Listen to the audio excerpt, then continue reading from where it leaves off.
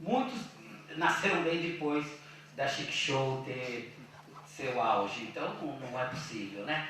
Mas eu queria deixar claro que se alguém quiser aprofundar o estudo dos bailes, começado pelo então mestre João Batista Félix, pode entender um pouco que essa linha divisória entre nós fazemos política e nós dançamos, ela é um pouco, não existe muito, né? Eram exatamente, e aí ele cita apenas uma vez no livro, na tese, mas é fundamental entender, por exemplo, nós frequentávamos o Coimbra, né? Nós frequentávamos o Coimbra. O Coimbra era um reduto de cultura, de política, de vivência, de casamento, de formação de família, de um monte de coisa. Nós frequentávamos o Coimbra, né?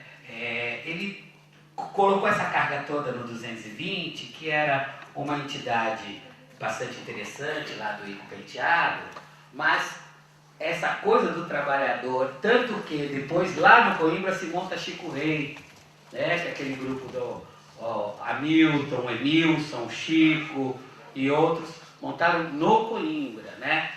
Fora isso, teve a Associação Cultural do Negro, né? Então nós tínhamos outras veias, outras vertentes, né, que também poderiam ser analisadas. Tudo isso é sugestão para outros estudos, porque é claro que se a maioria está dizendo que não conseguiu ler a tese toda, porque o tempo foi pequeno e ela é realmente extensa, imagina se ele fosse colocar todas essas questões. Bom, o baile na vida da comunidade negra foi essencial, né? Os clubes de negros do interior têm no baile, né, a forma de trabalhar nossa identidade, trabalhar nossa autoestima e trabalhar a nossa socialização, né? Então, essa primeira tese que eu preciso ler porque ela é citada muito, ela é muito importante. Batista.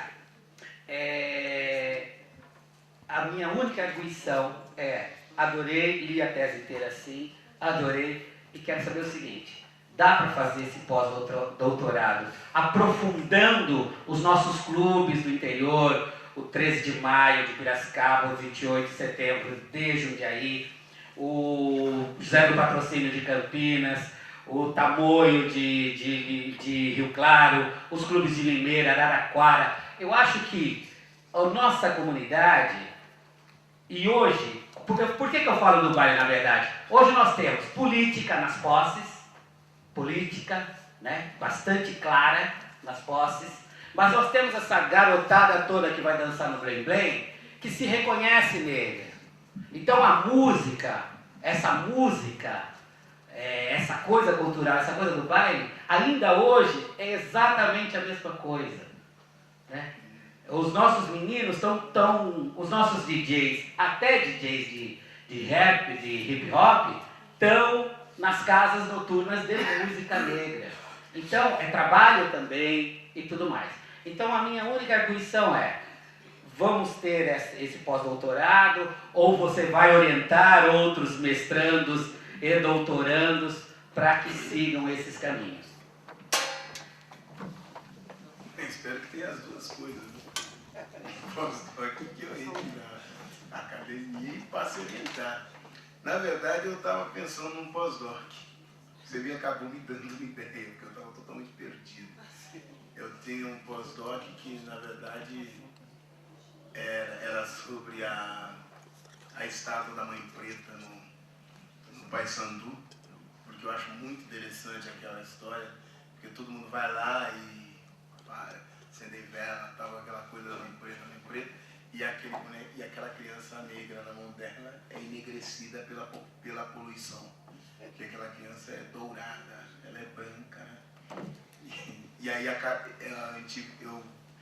tenho uma ideia de antropólogo que ali é a natureza driblando a cultura. Isso é uma piada de antropólogos, porque nós falamos de antropólogo que na verdade é cultura dribla a natureza. Porque nós não somos o que de fato é natural, mas nós somos muito mais fruto do cultural.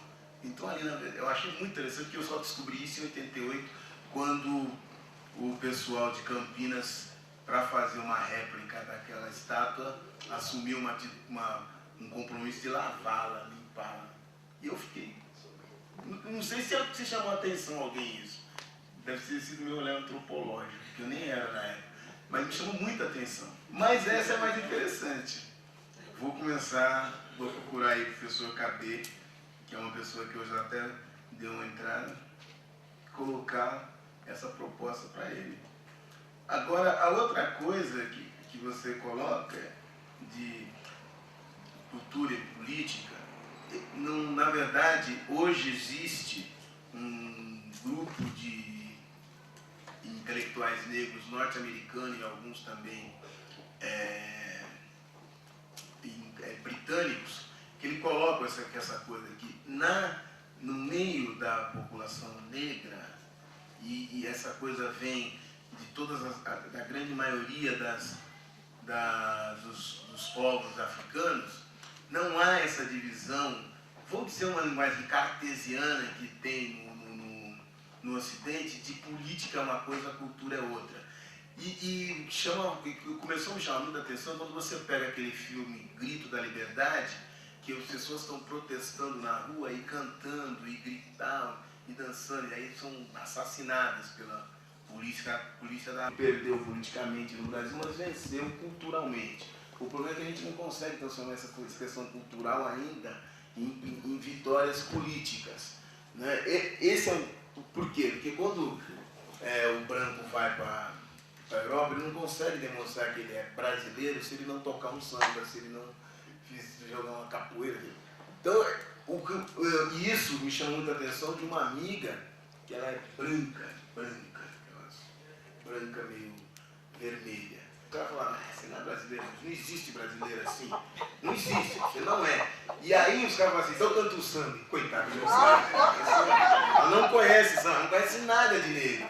E aí ela ficou numa situação, ela falava assim, ela voltou, eu conversando com ela, falou assim, Batista, eu nunca me vi nessa situação.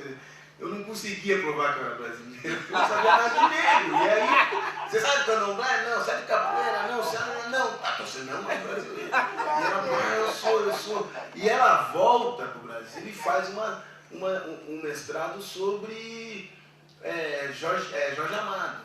Por quê? Porque ela queria entender o que é esse Brasil mestiço e tal. Porque ela volta também numa questão de... Quer dizer, eu sou branca brasileira. E é engraçado, porque ela sai do Brasil como o Brasil país branco. Acontece, 60% da população é branca. Você chega lá fora, os caras falam assim, não, branco não existe no Brasil. Vocês estão notando?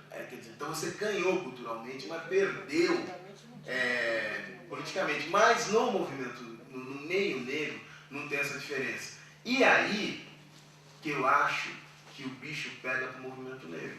Que o movimento negro pegou essa coisa de dividir cultura e política. E isso é o que eu coloco não sei se vocês perceberam, eu acho que vocês não tiveram, só o Faustino, quando vocês leem na totalidade, é o que eu coloco.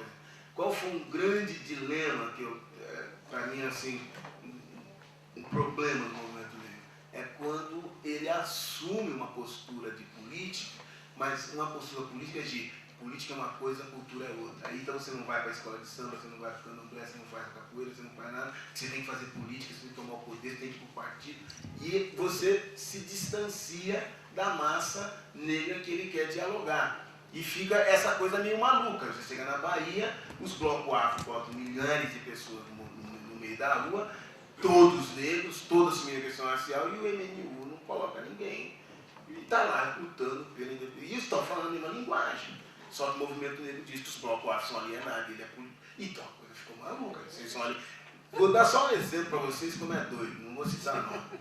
Tem uma pessoa, eu vou contar essa história, alguém aqui sabe que foi ela que me contou, mas eu não vou dizer quem foi. Mas tem uma pessoa que é o seguinte, o cara era negro e ele morava no interior.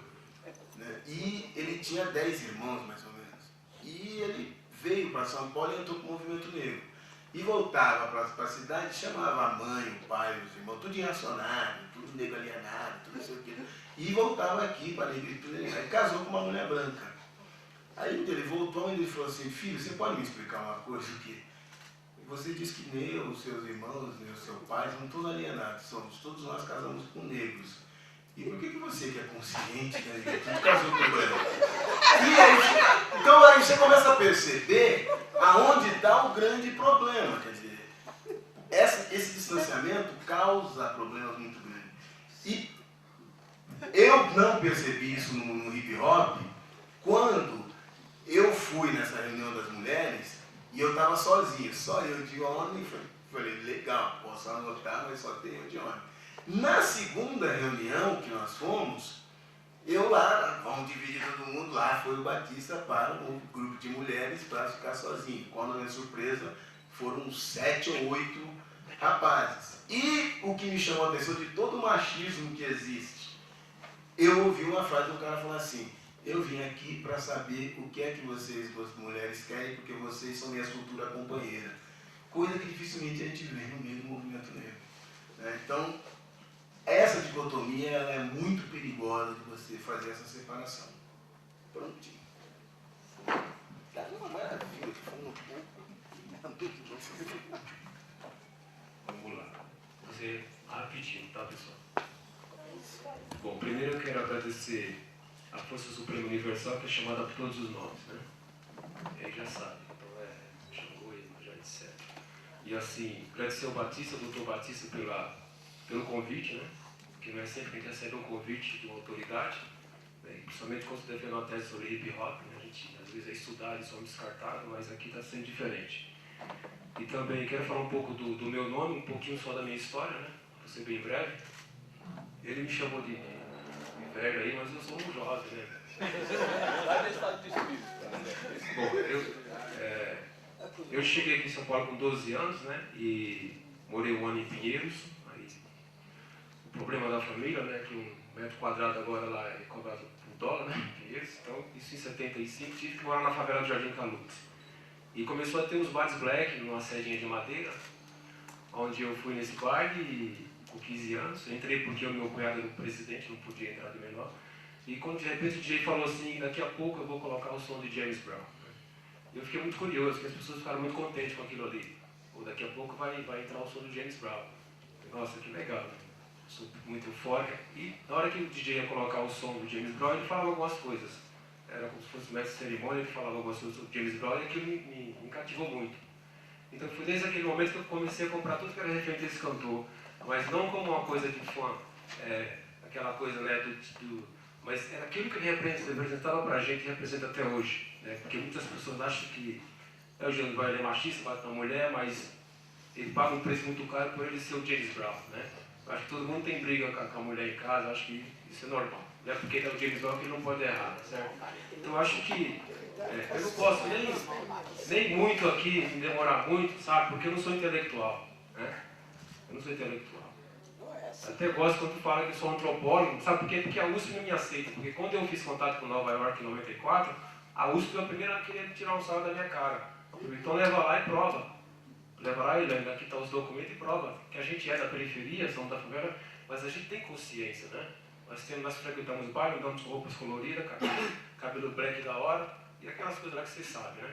Então quer dizer, quando se coloca essa questão do machismo, é uma coisa muito séria, porque eu sou um cara que conheci minha mulher no baile black, sou casado com ela há 24 anos, e quero saber quem aqui hoje, sei lá, não sei se é nessa sala, fez isso até hoje, dentro do movimento negro, você entendeu? Porque eu defendo essa questão, porque eu não vou falar que mas acho que está até fugindo do assunto, mas isso é necessário, né? Isso é necessário porque não é que eu não sou machista, não é isso.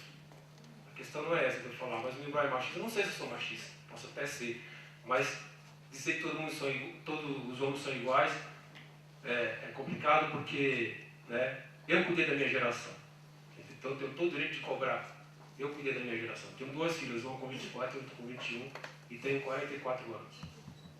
A minha história é bem triste, então eu vou até... acho que vocês não queriam ouvir que eu falasse essas coisas, né? Porque às vezes os caras falam assim, o Nino Brown tem que separar o emocional do profissional. Né? ele não serve para ser gestor. Essas coisas, essas babaquices todas que eu consigo ouvir por aí, né? Porque eu acho que quem lê sabe mais. Então eu estou aqui para fazer a diferença, não é isso? Estou aqui para fazer a diferença. Já que eu tive esse convite do Irmão aqui, eu acho que eu tenho direito de falar aquilo que eu penso, aquilo que eu quero, porque agora a gente vive numa democracia, né? Que antes você não podia xingar o governo nem a polícia. Então hoje está muito fácil fazer rap, xingar todo mundo, xingar a mulher.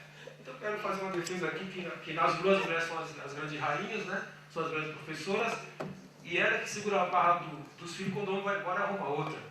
Né? É difícil um homem sentar na mesa e falar isso, porque eu, com todo respeito, não estou aqui para ficar aquela coisa, porque aqui foi quando começou o São Paulo, né? Aqui eu parto do colégio, e aqui nós vamos estudar história, vamos falar um pouco de hip hop. Né? Vou falar quando é o aniversário do hip hop. Né? Então, vou começar com uma fala do Nando, comunista, que eu achei muito legal. É o Thiago, né? Ele fala assim: para se falar de uma obra de arte, você tem que ter conhecimento, história, para saber o que ela está refletindo. Então, para falar de hip hop, tem que saber a história do hip hop. Eu acredito nisso, porque as Zulu Nation, as pessoas falam que nós somos os fundamentalistas do hip hop. Não é por aí. Acho que todo mundo tem que saber a história do hip hop, falar do aniversário dessa manifestação cultural, ou revolucionária, ou seja lá o que for.